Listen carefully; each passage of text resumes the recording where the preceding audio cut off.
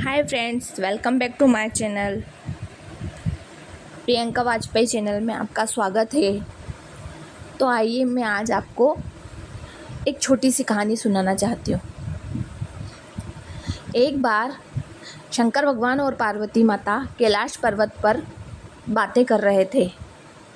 तो पार्वती माता ने शिवजी से पूछा कि भगवान, ऐसा क्यों होता है कि इंसान को दुख में दुखी दुख मिलता है, दुखी इंसान को दुखी दुख मिलता है और सुखी इंसान को हमेशा सुखी सुख मिलता है। कि महादेव जी ऐसा क्यों होता है?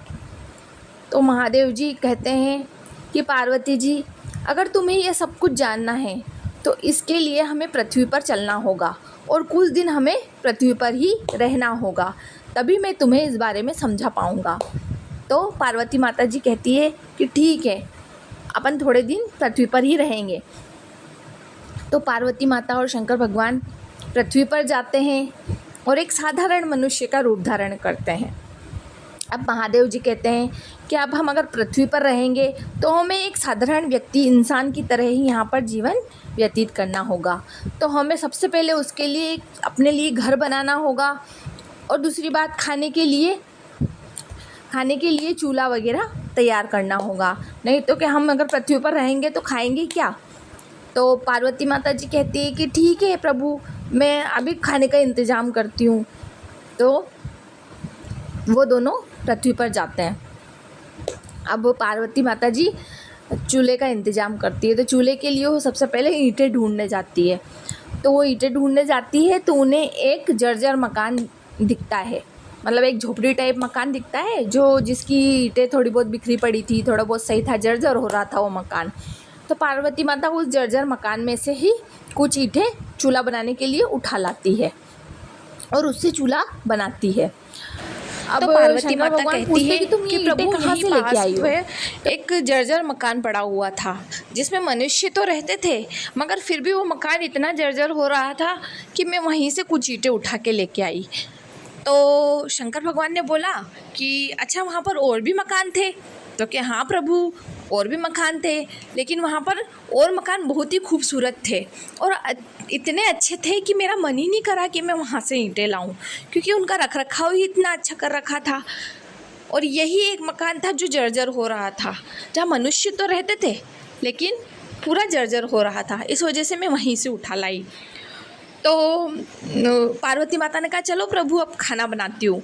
तो शंकर भगवान ने कहा कि नहीं, अब इसकी ज़रूरत ही नहीं पड़ेगी। तो पार्वती माता ने कहा कि क्यों? तो कि तुम्हें तुम्हारे प्रश्न का उत्तर यहीं पर मिल गया है कि जो व्यक्ति अपने जीवन को व्यवस्थित तरीके से और अच्छे रखरखाव से अपने जीवन को रखता है, कोई गलत कार्य अपने जीवन में गलत कर्म नहीं करता है और सदैव अच्छे कर्म करता है, तो उसका जीवन हमेशा सुखी होता है, उसके जीवन में हमेशा सुखी सुख होता है। और जो व्यक्ति अपने जीवन को व्यवस्थित नहीं रखता और उसमें अच्छे कर्म नहीं करता, मेहनत नहीं करता, तो उसका जीवन भी उस जर्जर मकान की तरह हो जाता है जिसका रखरखाव अच्छे से नहीं किया जाता। इसलिए व्यक्ति पर ही निर्भर करता है अपने जीवन में सुख दुख का आना। अगर व्यक्ति अपने जीवन को व्यवस्थित और अच्छे तरीके से जिएगा तो उसके जीवन में सुखी सुख होगा, लेकिन अगर वह अपने जीवन में गलत कार्य करेगा, गलत शौक करेगा, तो उसका जीवन दुखी दुख रहेगा। इसलिए व्यक्ति खुद अपने कर्मों से अपने सुख और दुख का फैसला करता है। तो तुम्हें अब तुम्हारे प्रश्न का उत्तर मिल गया होगा। अच्छे मकान से तुम ईंटें इस वजह से नहीं लाई क्योंकि वो तुम्हें अच्छा दिखा, व्यवस्थित दिखा। उसने जिसका भी मकान था उसने उसको व्यवस्थित रख रखा था, लेकिन जर्जर मकान से तुमने इसलिए मन तुम्हारा करा कि वो तो पहले से ही जर्जर हो रहा है, उसने तो पहले ही अपने मकान को इतना जर्जर और अव्यवस्थित कर रखा है, तो तुम वहाँ से ईंटें लेकर आई। तो तुम्हारे प्रश्न का उत्तर हमें यहीं पर मिल गया है।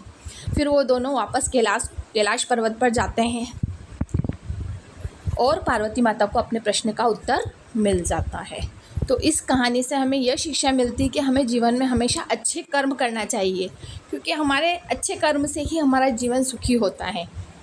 और व्यवस्थित तरीके से अगर हम हमारे जीवन को जीते हैं तो हमारे जीवन में कभी दुख आ ही नहीं सकता।